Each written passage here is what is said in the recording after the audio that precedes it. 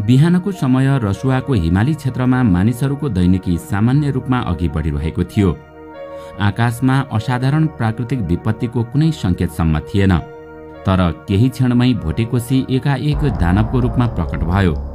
सामान्य नदीको बहाव अचानक एउटा विशाल र हिंस्रक जलप्रवाहमा परिणत हुँदा यसले बजार, सडक, पुल, पूर्वाधार केही मिनेटमै तहस नहस बनायो।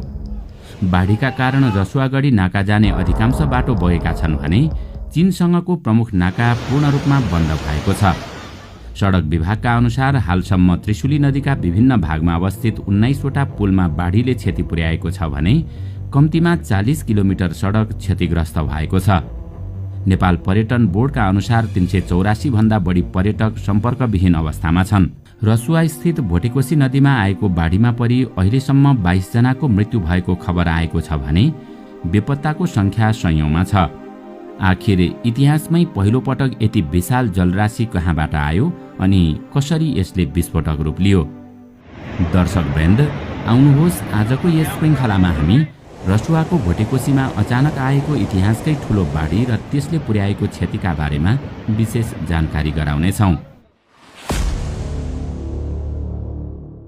बुधबार बिहान करिब 9 बजेतिर तिब्बततर्फको माथिल्लो जलाधारबाट भोटेकोसी नदीमा असाधारण रूपमा ठूलो बाढी अचानक प्रवेश गरेसँगै यस क्षेत्रको मौसमी र भौगोलिक लय एकै क्षणमा उथलपुथल भयो। प्राकृतिक विपदको यो जानकारी सम्बन्धित निकायसम्म पुगिसक्दा नदीको बहाव मानव नियन्त्रणभन्दा बाहिर पुगिसकेको थियो।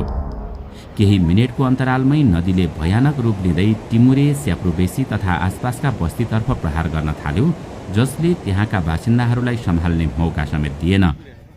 हिमाली नदीहरूमा आउने यस्तो अचानकको बाढी केवल पानीको सामान्य बहाव मात्र होइन, यससँगै सयौं टन तौलका ठूला ढुङ्गा, गेग्रिन, माटो, बगेका रुखका काठ र अन्य विनाशकारी लेदोको शक्तिशाली मिश्रण तीव्र गतिमा अगाडि बढ्छ। यही मिश्रित र गतिशीलताले भरिएको शक्तिले नदी किनारमा खडा गरिएका जुनसुकै बलिया संरचनामाथि पनि असाधारण र असहनीय दबाव सिर्जना गर्छ, जसका कारण क्षणभरमै ठूला पूर्वाधारहरू तासको घर जस्तै ढल्न पुग्छन्। प्रारम्भिक समाचार र स्थलगत रिपोर्टहरूका अनुसार यस बाढीले बजार क्षेत्र, रणनीतिक सडकहरू, पक्की पुल र ऊर्जा उत्पादनका पूर्वाधारहरूमा गम्भीर क्षति पुर्याएको छ। स्वतन्त्र ऊर्जा उत्पादकहरूको संस्था इपानका अनुसार भोटेकोसीमा आएको बाढीले रसुवा र नुवाकोटका 13वटा जलविद्युत आयोजनामा क्षति पुगेको जनाएको छ। रसुवा क्षेत्रमा आएको यस आकस्मिक बाढीबाट विभिन्न जलविद्युत आयोजना तथा उच्च भोल्टेजका प्रसारण लाइनका संरचनाहरू प्रत्यक्ष रूपमा प्रभावित भएका छन्।